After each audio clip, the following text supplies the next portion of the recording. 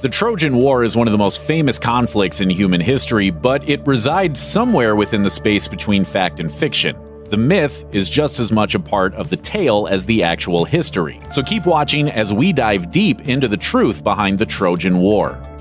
The story of the Trojan War has been told and retold countless times, most famously by Homer in the Iliad. But its historical authenticity wasn't always accepted as fact. In the 17th century, Blaise Pascal wrote, "Homer produced a story which he offered as such and was accepted as such, for no one doubted that Troy and Agamemnon had existed any more than the golden apple. He did not think he was making a history of it, merely an entertainment."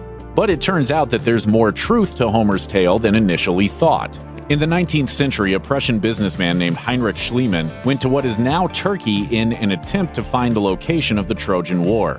In his excavations, he found numerous archaeological treasures that corresponded to the correct location, if not necessarily the correct time period, of Troy.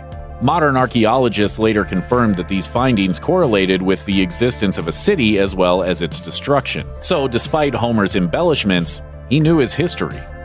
In Greek mythology, the Trojan War essentially begins with a botched beauty contest. All the Greek gods were attending a wedding, except for Eris, who hadn't been invited. But she still showed up, and when she was turned away, she threw into the crowd of goddesses a golden apple that was addressed to the fairest. Hera, Aphrodite, and Athena all wanted the apple. But when they asked Zeus to mediate, he instead delegated the task to Paris of Troy and told the messenger god Hermes to take the goddesses to him. Hera promised Paris untold wealth and power, Athena promised him untold knowledge, and Aphrodite promised marriage to the most beautiful mortal woman, Helen of Sparta. That bribe sealed it, and Paris chose Aphrodite as the recipient of the golden apple. Surprisingly enough, the judgment of Paris is only mentioned explicitly once in the Iliad, in the final book of the poem.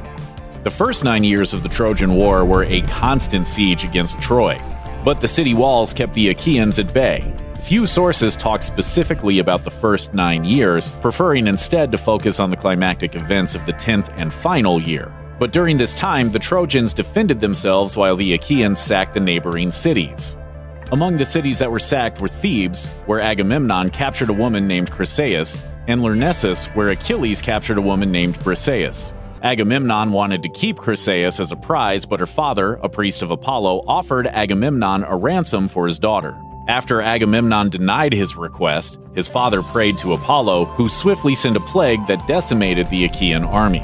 Agamemnon then begrudgingly gave up Chryseis, though he decided that if he couldn't find a replacement, he would simply take another woman as his unwilling prize instead.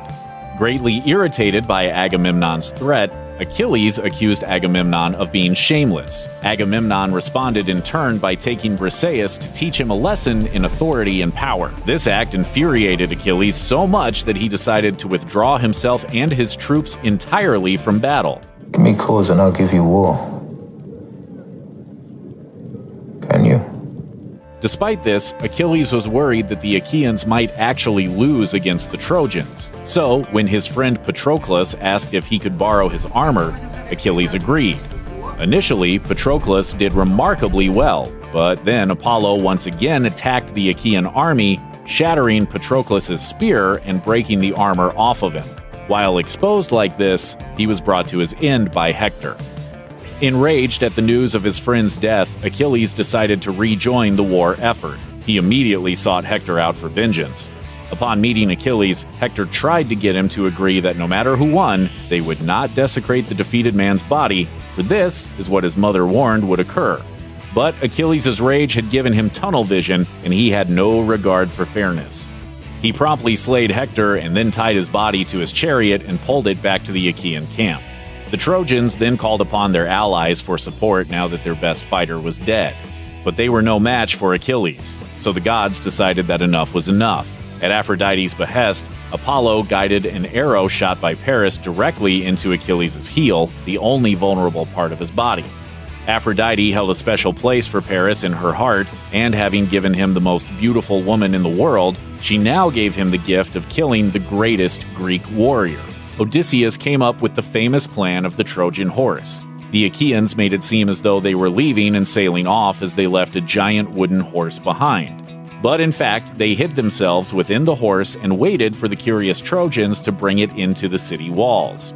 They made sure that the warrior Sinon also stayed behind to tell the Trojans that the Achaeans had decided to give up and leave the Trojans a present. The Trojans fell for the ruse. That night, as they celebrated their victory, the Achaeans climbed out of the horse and sacked the city.